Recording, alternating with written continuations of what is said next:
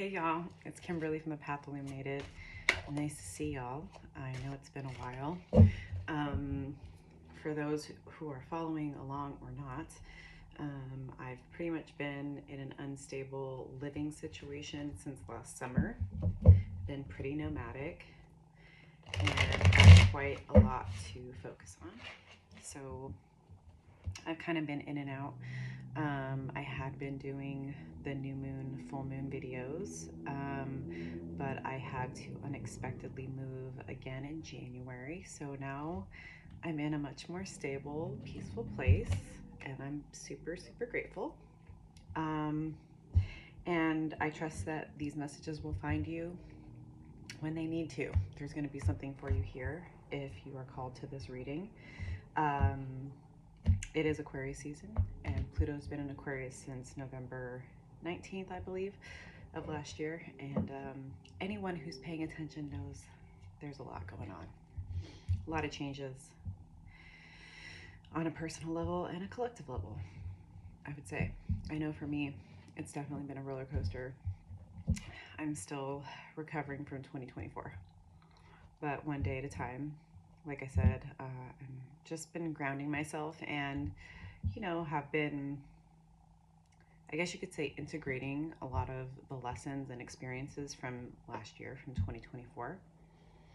And, on an intellectual and a spiritual level, I know that nothing's ever going to be the same again. Everything has changed, and change is hard. And sometimes even more challenging when it feels like those around you are going on as normal and maybe not capable, able, or willing to sort of acknowledge the elephant in the room. And there's been a lot of shifts in me, in my life, personally, spiritually, otherwise, geographically. And I've definitely felt called to start focusing on more on collective readings. So just because, besides the fact that it is Aquarius season while I'm recording this, like I said, Pluto and Aquarius in November. And what I'm finding is that there actually are more people who get it in my life, the more I'm willing to hold space for it in myself and others, and doing my best to show up authentically, vulnerably, with boundaries and discernment. And I think it's really important for us to realize that at the end of the day, especially if you are someone that is on this spiritual path, on this healing path, on this growth path, on this path of, wanting to do better and wanting better for the collective, for other people, other beings, for the world at large. Sensitive souls, I guess you could say. People who, we're all sensitive, I believe, but people who have allowed themselves to be open to that sensitivity. Oh, and I have to, this kind of just happenstance because I was inspired to come draw cards after so long of not. So shout out to my High Priestess Tarot community. They're great. Speaking of Age of Aquarius, I've definitely have been way more focused on, one, investing more into the connections and relationships that have been meaningful in my life, especially over the last couple of years and dealing with my mother's passing and transitions in my personal life and my living situation. People that have shown up and showed that they care. No one, not looking for anybody to fix me, but you get reciprocal healthy dynamics. So I've been doing my best to invest more in those and then be open to building more community, understanding that people, places, and situations change. Keep my boundaries, be wise, be discerning. But something I've been saying to anyone who's asked me since 2020, what's going on and what do we do? And I'm like, look, this is not a movie. Nothing happens overnight, but things are changing, and we know it. And I truly believe that having a spiritual practice, some sort of something to ground you, and something to help you go deeper with your own thoughts and emotions, especially as things start to change and things get a little more interesting because of all of the Aquarius action, because of what that sign embodies. Full moon in Aquarius on the 29th coming up, for reference of when this is being recorded. And you know, my spiritual practices help me to hold space for how complicated things are, how triggering it can be, how scary it can be, not knowing, you know, the future, and sometimes feeling lost. And I believe that that's what, you know, spiritual practice is. And spiritual is, it can be reading tarot, astrology, meditating, journaling. It can be praying to God. It can be connecting with your ancestors, angels, guides, in whatever way resonates for you. It's not to run away from or escape the challenges of our times. It's to help bring additional support. And I think that's part of why I felt called to do more collective readings, because I was sort of thinking about it. I've been working with tarot, and if you're still here, thank you. I started working with tarot in 2017 as a means to go deeper with myself on my spiritual path. I was going through, I guess you could call it an awakening, for lack of a better term. I grew up in the church and appreciated it for what it was, but it didn't, the way that it was presented wasn't beneficial for me. It was kind of toxic. And then I left and I became an atheist for a while, and then I got brought back to spirituality. But I'm somebody, I think, that I've always believed that in the theory of resonation, like if what someone's saying, if a practice resonates, if it brings you positivity, if it makes you feel better, stronger, more capable, helps you identify your emotions in a healthier way, in a more expansive way. That's what it's about. It's about going deeper with ourselves ultimately, whether God is a part of that, ancestors are a part of it, angels are a part of it. It's going to help you to go deeper with yourself and hopefully love yourself more. And I think that's partially why I love tarot. Tarot helps me take all these various complexities of my personal life and the things that are going on in the world, and it just pulls those threads together in a way that expands my mind and the way that I look at myself and the world around me and other people. So I'm going to be doing more collective readings. First one of the new year here, even though we are well on our way to the end of the month, but this is in January, I think, for everyone. So stay hydrated, rest when you can, eat nutritious food when you can, move your body, please, even if it's just going for a walk for 20 minutes a day, weather permitting, get sunshine, do your best to take care of yourself this year, according to astrologers, and, you know, just the way it started has been pretty intense. So let's see what messages the universe, angels, ancestors, guides have for the collective. Thanks for being here. If my readings, my energy resonate with you, don't forget to like and subscribe. Let's see. It's been a while, y'all. And I'm pulling for myself, as I do. All right. So, Three of Cups in reverse is the first card out. I should do upright.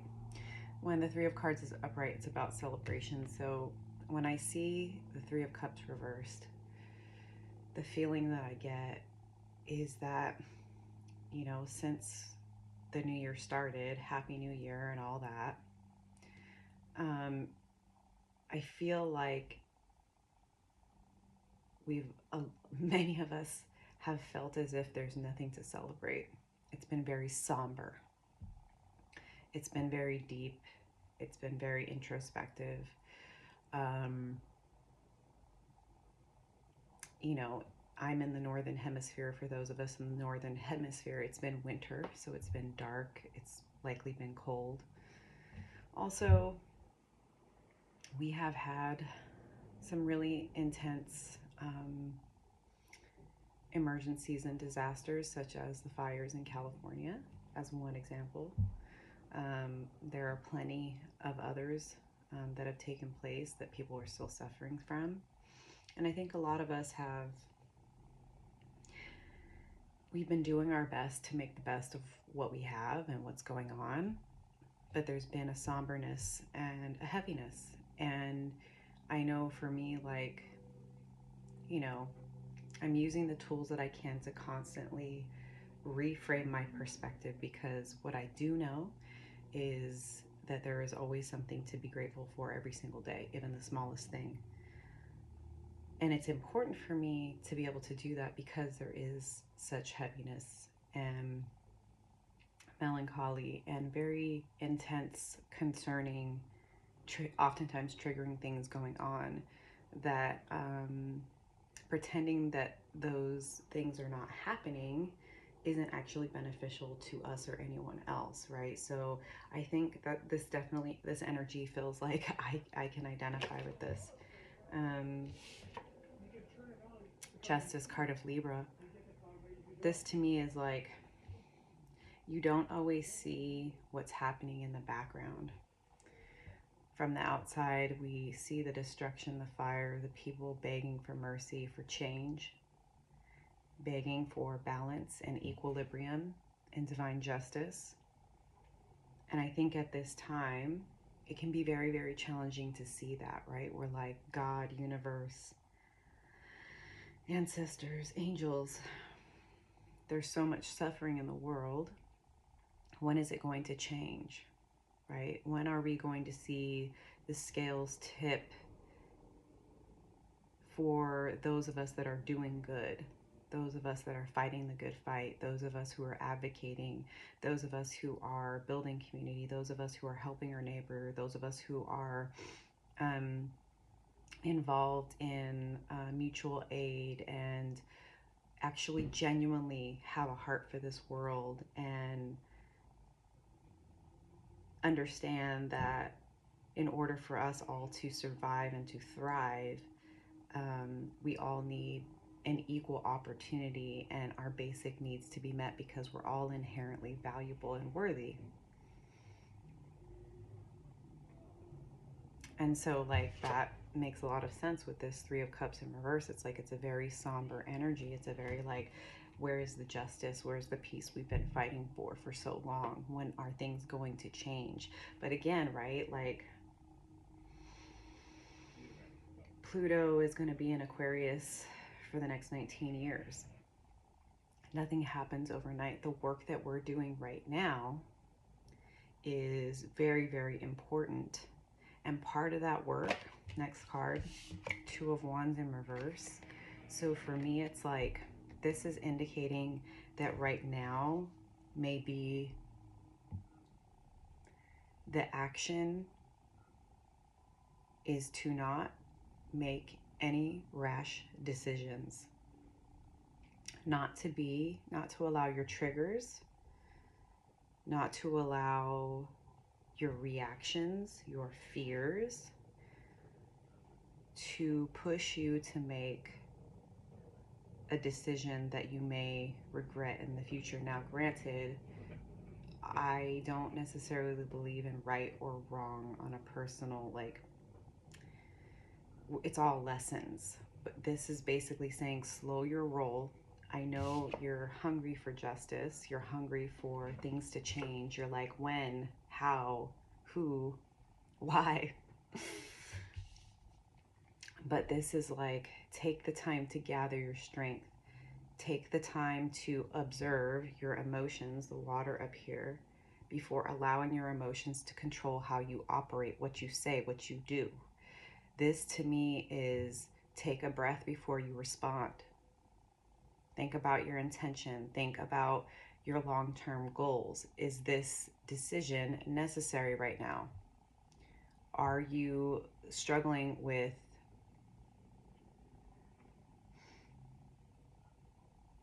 like a sense of urgency that is coming from a part of you that's triggered and afraid, when actually you have time, because really the only thing that exists is right now, right this moment. So what can you do today, right? Like, nothing's going to happen overnight. Take your time, make a list, check it twice, talk to some trusted people. If you don't have those people, start learning how to build that community. There are, and rest when you can. Don't force things. Be open-minded. Before making a rash decision, think twice. The Lover's card of Gemini. For me, this is all about alignment in our connection to source and other. And this for me is really poignant because of this Aquarius energy and what I'm talking about. We need to be connecting with other like-minded individuals that get that we are more than our differences, that we have more in common than we've been taught, that at the end of the day, we're all human, right? Our blood is red. If you cut us, we bleed. We're all, most of us, struggling with similar challenges that if it weren't for the current structures and constructs and systems in place, we wouldn't be having the struggle, and we could be closer to being in communion with nature and with spirit and with God. I remind myself of this fact all of the time. You know, at this time in history, we are the most removed and disconnected from nature than we ever have been, and probably from each other as well. You know, you think about how much progress has been made, how many of us live, especially in the United States, in more isolated communities where it's not easy to connect with one another or the land. Car culture. I'm lucky I live somewhere where I can walk most places, but still there's an impact to the urban environment and what it does to us psychologically. And we've been taught that nature is something outside of ourselves. It's a commodity, versus the knowing that we are one with nature. We are nature. I made a video on TikTok about this, that I was watching this video of this indigenous woman who was saying that in many indigenous cultures, there's not a word for nature, because to create that word would be to separate ourselves as humans from nature itself. She said it really eloquently, and that's the like feeling that I'm getting here, that this is a time of us remembering who we are as individuals, that we are one collectively, and we're not only just one with each other, but we are one with the earth and the universe itself. So this time of contemplation and thinking through, like, what is my intention behind this decision, this interaction, this choice, this how I'm spending my money, how I'm spending my time, how I'm spending my resources. I want it to be in alignment with who I am, remembering I am. And I want to connect with other people that are on this journey as well, right? Like I said, I'm a part of this online high priestess healing community. Shout out. Been a part of it. Has it been 2 years yet? I don't know. And it's been such a beautiful spiritual community of like-minded individuals who are all, you know, living their own life, doing their own thing, but there to support each other through this journey of life. You know, I have other communities that I've connected with in my local community, that I've been, you know, lucky enough to meet other groups that care about the world, that care about the environment, that care about, you know, other humans and the systems that impact them. And it takes work to get back to who we are, but that's what this, you know, Pluto and Aquarius is all about, because once we realize that we're not separate from each other or from the environment, we start to act differently. We start to move differently. We start to make more aligned decisions that not just benefit us, but benefit the other, benefit the world. We're coming into this oneness consciousness, this collective consciousness of remembering that we're all in this together. So like there's a lot of healing going on around this right now. And on an individual level, like this is aligned friendships, aligned business contacts, aligned lovers, relationships. It's like the more you know who you are, the values that you operate on, and making decisions that are aligned with that value set, the closer you're going to get and the more opportunities you're going to get to connect with friends, business contacts, clients, and potential romantic partnerships, right? So this is like this work, yes, it's deep and it's hitting on a collective level, but we have our individual work to do, right? That individual healing, doing the meditation, whether it's a walking meditation or a guided meditation, moving our bodies, taking care of ourselves, spending time to go deep with ourselves and our spiritual practices, like keeping it real with ourselves, being accountable, right? Like this is who I say I am, and these are my values, and I'm gonna start doing the work of making the decisions that align with who I say I am, right? Because that's how I not only come in contact with aligned individuals, like-minded people, but that's how we shift the energy. That's how we shift the world, is by those daily practices. So we have the Page of Coins here in reverse. This has always been an interesting card to me in this deck because the pages are usually students, and it's about starting something new. And in this picture, he's like bound up, his hands, and he's like not necessarily obstructed, but he's kind of, you know, hanging out and feeling maybe a little bit of an obstruction with the structure he's in.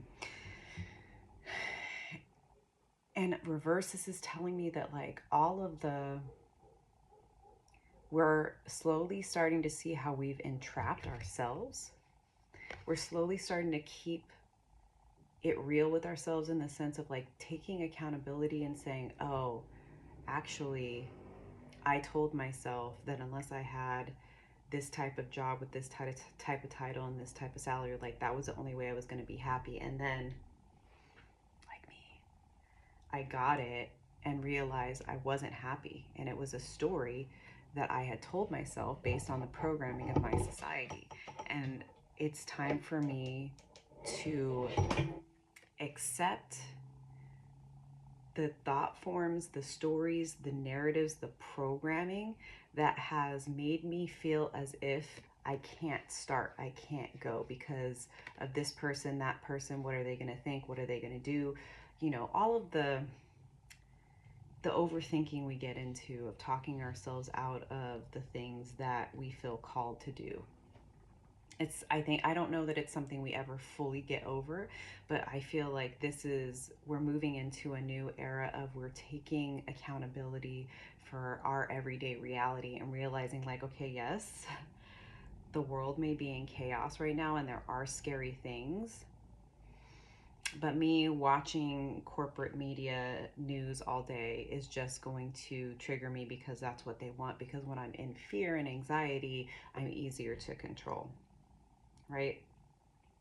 That like there are other ways to stay informed. Maybe I'm reading articles from trusted news sources, things of that nature. Or yes, I know that I have anxiety, and I know that moving my body in one way or another helps me to manage that in a healthier way. So I am not going to tell myself, oh, well, I'm just going to feel crappy all day. No, I'm going to go for a walk. I'm going to do those things.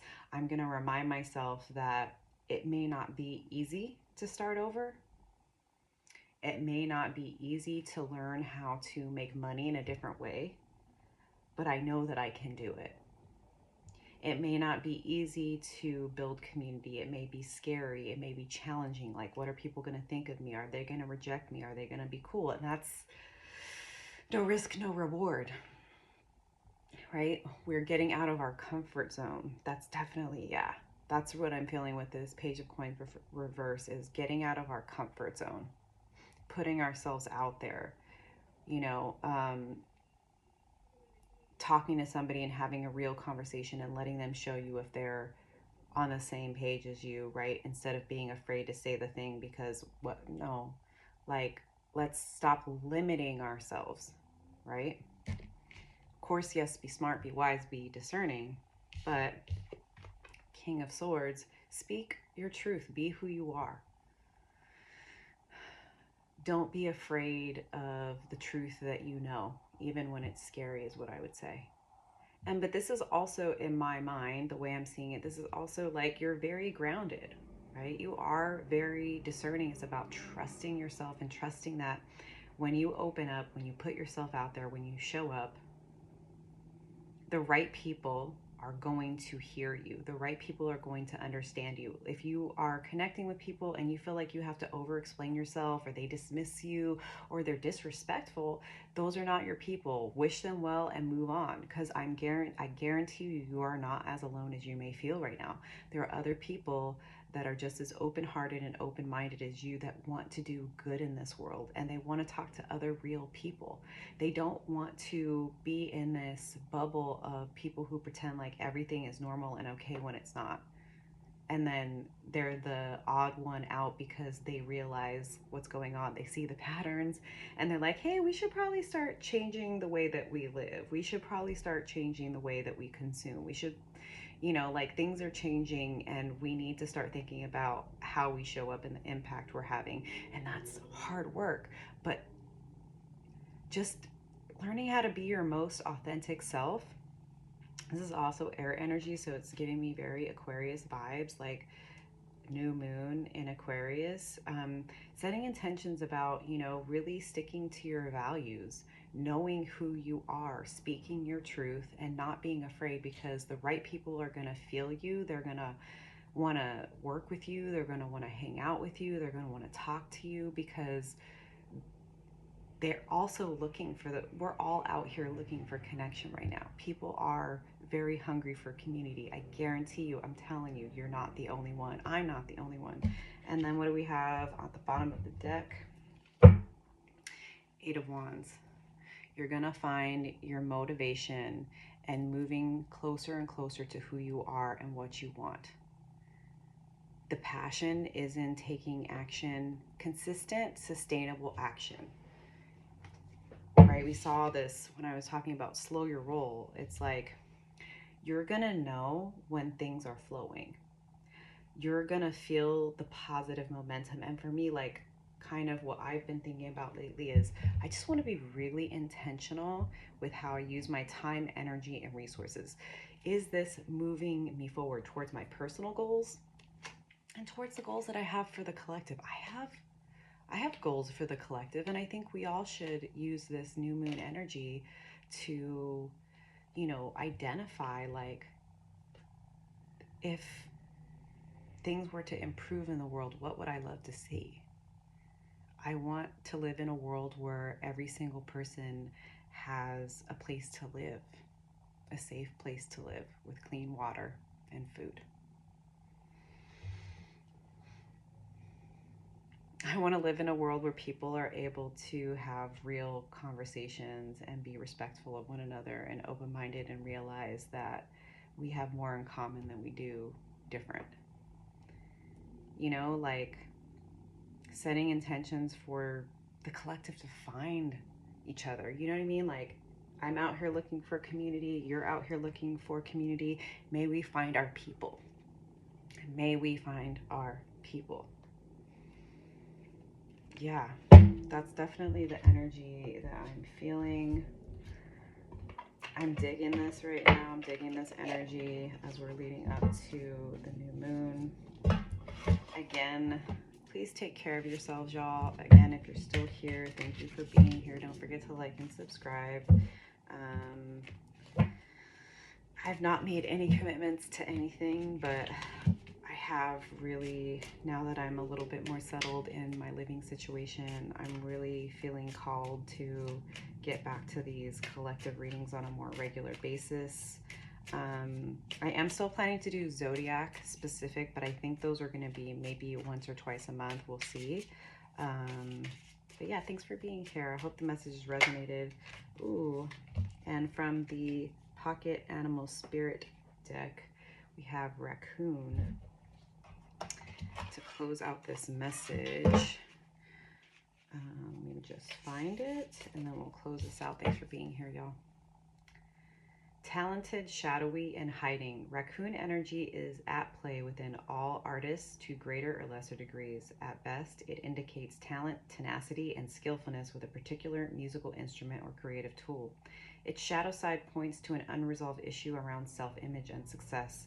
Sometimes using a stage name or wearing a mask works in an artist's favor. Other times, it limits creativity. Am I who my audience thinks I am? What if I am ready to grow into something more? Raccoon energy won't let us off the hook until this creative ego fear is resolved. So I'm definitely feeling this when I was talking about authenticity, right? Like taking that mask off and realizing that your ego is going to play tricks on you. It's going to make you feel a certain way when you say something that's raw and real and authentic, because it's scared. It sees it as like, oh, if I stand out, if I take that chance, if I show up, if I offer my hand, if I ask someone to coffee, if I join a community group, if I start sharing my story online, whatever it is, if I join this online community, like, what are people going to think of me? They're going to think I'm this, that, and the other thing, right? Because it's just in our nature to be afraid of standing out. But it's time to take the mask off, right? Let people see who you are so that we can find each other. This is about us finding each other, finding community, and remembering who we are. So sending you all lots of love. I hope the messages resonated. See you next time. Bye.